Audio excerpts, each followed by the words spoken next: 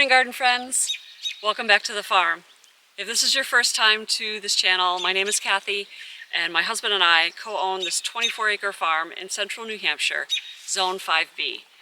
Today I'm going to start a new series, which I hope will be weekly here on my channel, called This Week in the Garden. And it's going to be focused exclusively on this 100-foot by 100-foot market garden that I started almost 9 years ago now, I think, when I decided to leave my corporate career and become a homesteader farmer and start a market garden where I grew vegetables for sale at farmers markets and a couple of local stores. So I thought there was enough material, enough information, enough things going on in this garden alone to warrant kind of pulling it out of what was going on in the rest of my flower gardens that I'm building and growing, during the year. That I thought I'd split this out and try to give you a picture of what it's really like for me to grow vegetables in my garden. Now I'm no longer growing, at a commercial scale, I guess you'd call it. I'm no longer selling vegetables to a farmer's market. So I'm just growing for me and, some friends and family that I give stuff away to, which I do a lot because I grow way too much. But anyway, I still kind of think like a market gardener, growing in succession and turning crops over and no-till and all that. And so there's definitely a process that I go through throughout the year. And so I thought I'd share that with you specifically, and you could see really how much work goes into growing vegetables at a reasonable scale. And I thought it might be fun to kind of take you through a season and see how things grow. Also, I think it's partly selfish and partly for me to document a season. Often I go through the whole growing season just at this frenetic pace. And, with all the other things going on, I kind of don't even really think about the garden. I just kind of go through the steps and get the stuff done. And so I think it would be nice for me to capture a full growing season and to be able to look back and kind of appreciate what has gone on. So anyway, so here we are in the market garden, and week one, and already it did not go as I had planned. I thought that I would, do this intro and then spend the week kind of doing little snippets and walking you through them. Well, I set up the first day. We're not at the beginning of the week, by the way. We're on Saturday, which I started filming last Sunday for this first week. So I started filming, and my husband decided that that was the time he needed to set up the wood splitter and start splitting wood. We've been working on our winter wood supply. Start splitting wood right over there, like literally right next door. Let me show you. If we swing the camera over here, right there's the wood splitter, and there's what's left of the pile. So yeah, he was right there. So I figured I'm not going to waste the opportunity. I'll just do some of the tasks and film them and dub over them later, which you will see later. I'm just going to narrate over the segments and cut out the sound so that you don't hear the grinding of the wood splitter in the background. So that was day one. Day two, I got the stomach flu. So out the window everything went. I was pretty much out of commission until like Thursday, let's say. But I'm fine now. I'm great. So that kind of screwed up the whole plan. We did get some things done yesterday to prep, and I'm going to do a couple of things today to show you. And then I think I'm just going to wrap week one up and put that in the books. But hey, this is real life, right? I'm not like pretending this didn't happen or that everything's all rosy in the garden, because you know what? Sometimes it's just not. Sometimes life throws, obstacles in the way. So yeah. So today I'm going to show you how I'm going to get my onions into the garden. My poor neglected onions have been languishing in the greenhouse for a couple of weeks longer than they probably should have. So they're looking a little rough, but I think they'll be fine. So I'm going to get those in the ground today, and I will show you that. And then, yeah, I don't even have my peas in the ground yet, which is just, I'm already behind. It's the 2nd of May, right? No, 3rd of May. No, 2nd of May. I don't even know what day it is. 2nd of May. And so I should have had my peas in the ground probably 2 weeks ago, but yeah, that didn't happen.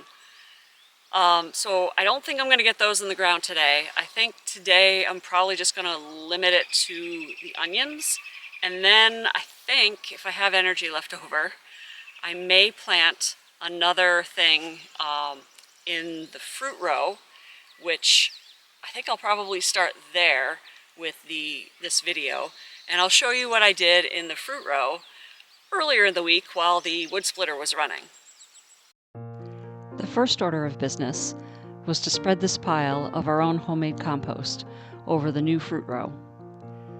This row was formed by combining the original rows 3 and 4 into one row, filling in the aisle with new soil. There's something so satisfying about knowing you are returning goodness from your own garden back into the soil. That's the advantage of making your own compost when you can. I then pre-dug 6 holes. Since the plants aren't very big, 1 scoop should do it.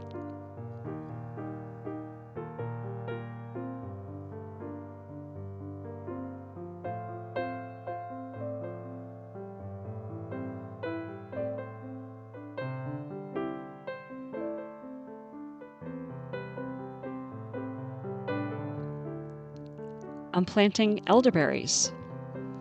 This is a collection I purchased from Johnny's Select Seeds. It is 5 plants of one variety and a 6th plant of a different variety to use as a pollinator. Both varieties are cold hardy here and should do well. I planted the one pollinator plant in the middle of the group and left the tag on it so I'd be able to distinguish it from the others.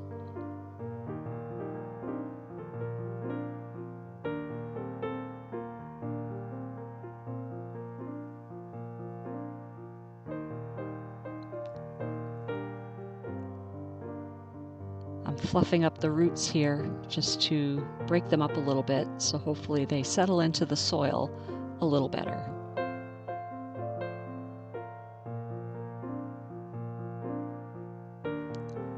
Water them in, and I'm done. Elderberries definitely like a lot of water. They want well-draining soil, but they need a steady supply of water, so I'll be sure to keep on top of these during the growing season. Before moving on to the next fruit, I need to add more compost. This is compost we purchased in bulk from a local supplier. And really the only way for us to get it into the garden is via wheelbarrow or a compost spreader. But this row really isn't built for the compost spreader. It's definitely twice as wide as the compost spreader, so it's just quicker to throw some compost on top and rake it around.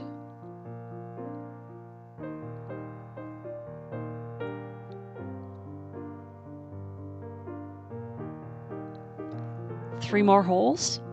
These holes are going to be a bit bigger because the plants I have are significantly bigger than the elderberries I just planted.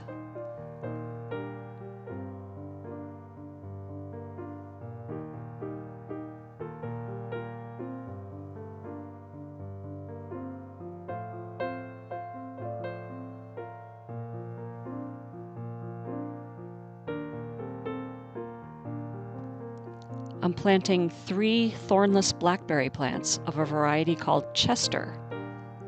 We had blackberries growing on our property, just a large, unruly patch along one of the walls in the front. It was difficult to manage, and the thorns were absolutely brutal, huge thorns. After fighting with them for years, we finally decided to just remove them. We're hoping that these blackberries will be a far less tricky operation when harvesting. A good soak with the hose, and these are done.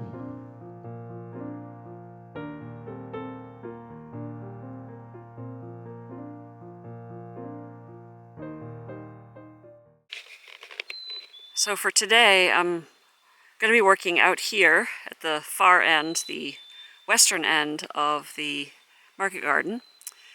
Oh, by the way, you'll notice that the chicken tractor is no longer there. That's because it is, oh, I don't even, hang on, we walk this way. That's because this morning,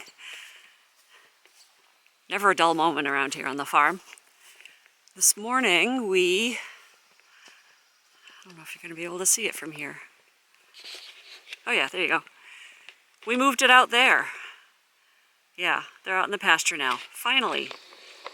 And then right next to it, you'll see that white thing just beyond it.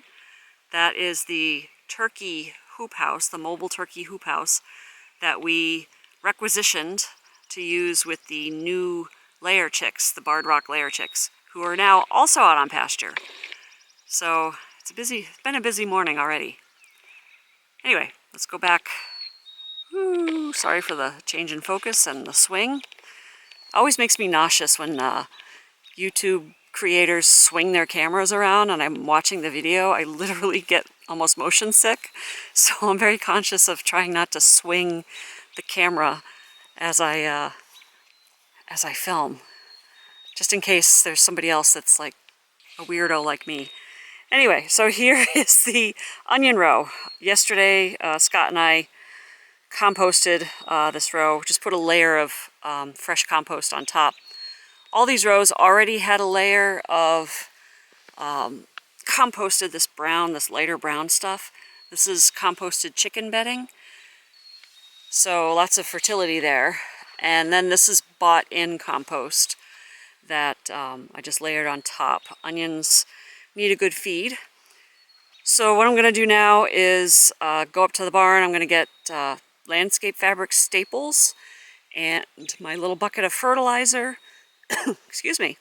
And yeah, grab the holy tarps and be right back, and I'll show you how I set this row up.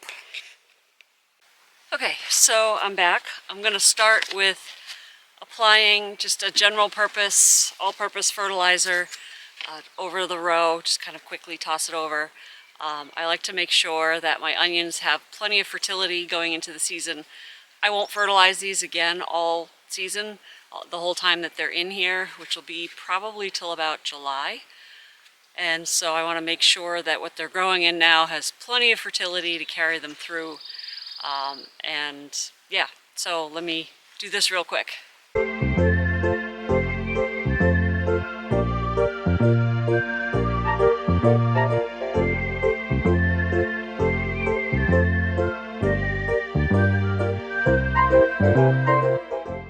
So next I'm going to lay out this woven row cloth. It's woven plastic that we burnt a series of holes in. We have actually a template, a wooden plywood template that we made to burn these holes in. And this is from my market garden days, growing onions and lettuce in particular. It's really good to grow lettuce on at scale. So this helps keep the weeds down. Onions really don't like to compete with weeds. They do poorly if they're in weedy soil. So keeping them weeded is paramount. And unfortunately, it takes a lot of time to weed in between onions. So this cuts it down dramatically. Basically, the only weeds that grow are right around the onion, and very few. So it cuts down on weeding so much. Because it's a woven fabric, water can get through, so I don't have to worry about rain not being able to get through, and a sprinkler will take care of the water needs. So I'm going to pin this down and spread it across the row. These are 50-foot lengths. I need 2 of them to cover this whole row, so I'll just piece it together in the middle with some staples, and it'll be good to go.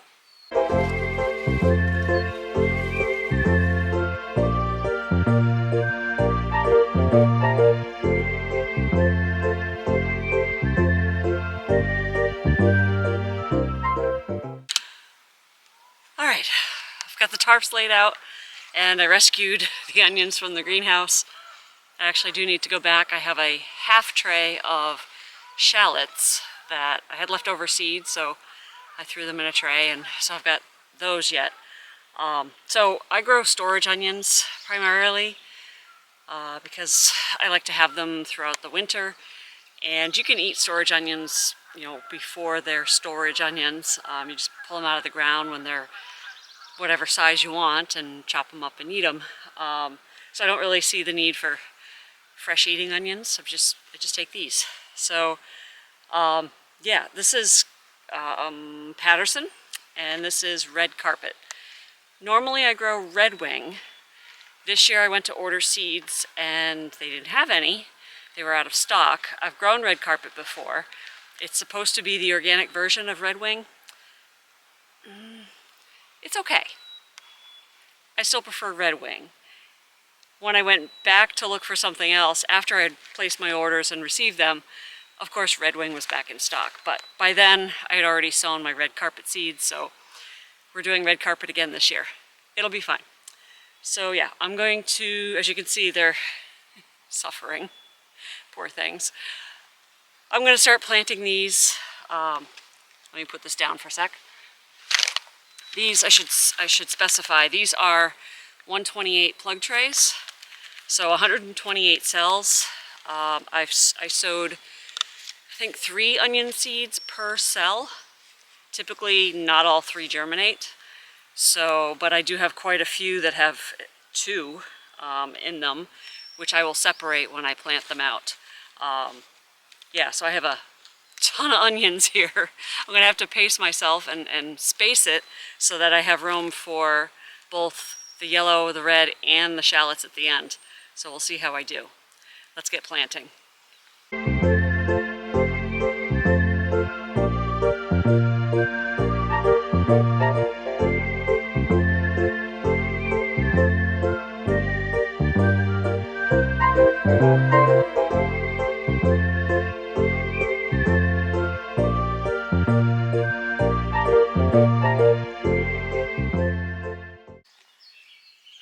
Well, 465 onions later, and a lunch break and a rainstorm,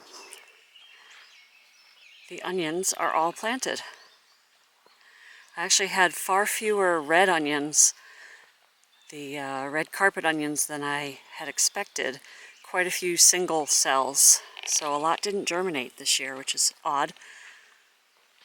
And then I managed to stick the shallots in here at the end. I do have quite a bit left of this section of row cover, so what I'll do is I'll just fill it with lettuce. I'm going to be growing lots of lettuce. Had planned to actually put lettuce in this row as well, but I'll probably just start here and fill in the rest of this with lettuce and you know, make use of the space. So yeah. So that's planted. All the onions are out of the greenhouse. I'll water these in and then hope that they do okay this year. We'll see. Alright, done with the onions. And earlier in this video I showed you the work I had done on this fruit row to get the elderberries and the blackberries into the ground. So now I'm going to add a third unusual fruit, and that is goji berries. These are red goji berries and these are black goji berries, which I've never seen before. So of course I had to get seed and grow them. So I grew these from seed. I think I got these from Baker Creek seeds. I'll have to double check, but if it's not Baker Creek, I'll put that on the screen. Yeah, so I started these, I think, in March and have been growing them in the greenhouse ever since. And they look really healthy. So I'm gonna put some of these in. I'm not sure how many. I brought 6 of each out. We'll see if I can fit them in and get these in, and that will probably complete that row. We'll see. I don't actually have compost on the rest of the row beyond the blackberries. So I'm going to have to put that after I plant these, and it probably isn't going to be today because It's alternating between raining and black flies. And so I think after this I'm going to be done. So let's get these in the ground and yeah, see what everything looks like after. Okay, well, it turned into rain, so I had to nip inside for a little bit, but not before I managed to get the goji berries planted. Like I said, I hadn't finished the compost application. Did on this first, I don't know, 2/3, more than half of the row. I didn't finish this last half. So tomorrow, not today, I will come back and put a nice layer of compost to feed these guys throughout the season. Now all of these fruit plants are going to need support at some point. I haven't quite decided how I'm going to do this yet. Probably posts and fencing. We'll see. But for now, yeah, this row is full. I do still have one more fruit that I'm going to be adding to this whole fruit area, and it will probably have to go in at the head of this apple row here. So we have a little bit of room, I think enough for what I want to do, right in this area here. So those will be coming in a few weeks, hopefully, and I'll show you them when I plant. Okay, I think that's a wrap for week 1 of This Week in the Garden. It's been a crazy week. Hopefully next week will be a little more calm. There will be lots of stuff next week too, starting tomorrow. My plan is to have these weekly videos up on Thursday, on Sunday. I'm tired, can you tell? On Sunday. So yeah, and we'll try to keep that going throughout the season. So the work week, if you will start on Sunday and wrap up on Saturday, and then that'll give me a day to wrap things up and get things produced and posted. So I look forward to sharing the rest of the season with you. I think it'll be exciting. I do hope you come back, not only for this series, but also all the stuff we've got going on in the gardens, because there's a ton of stuff this year, and I'm really excited about it. It's already shaping up to be a very interesting year here on Sanborn Meadow Farm. So thanks again for joining me. I do appreciate that you're here, and I'll see you in the next one. Bye.